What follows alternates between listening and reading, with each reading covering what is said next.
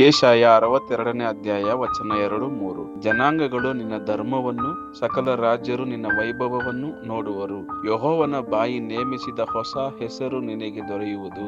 ನೀನು ಯೆಹೋವನ ಕೈಯಲ್ಲಿ ಸುಂದರ ಕಿರೀಟವಾಗಿಯೂ ನಿನ್ನ ದೇವರ ಹಸ್ತದಲ್ಲಿ ರಾಜ ಶಿರೋವೇಷ್ಟನವಾಗಿಯೂ ಇರುವಿ.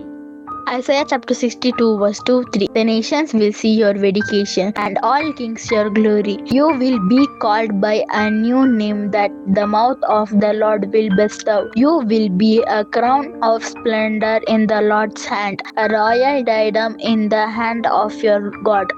यशाया अध्याय 62 वचन 2 और 3। अब जाति जाति के लोग तेरा धर्म और सब राजा तेरी महिमा देखेंगे और तेरा एक नया नाम रखा जाएगा जो यहोवा के मुख से निकलेगा। तू यहोवा के हाथ में एक शोभायमान मुकुट और अपने परमेश्वर की हथेली में राज मुकुट ठहरेगी।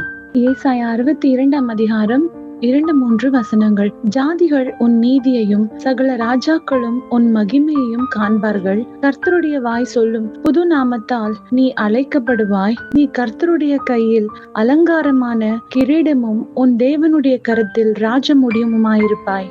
యెషయా 62వ అధ్యాయం 2-3 వచనం. జనములు నీ నీతిని కనుగొనును, రాజులందరూ నీ మహిమను చూచెదరు.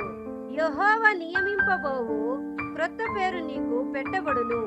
నీవు యెహోవా చేతిలో భూషణ కిరీటముగాను నీ దేవుని చేతిలో రాజకీయ మకుటముగాను ఉందువు.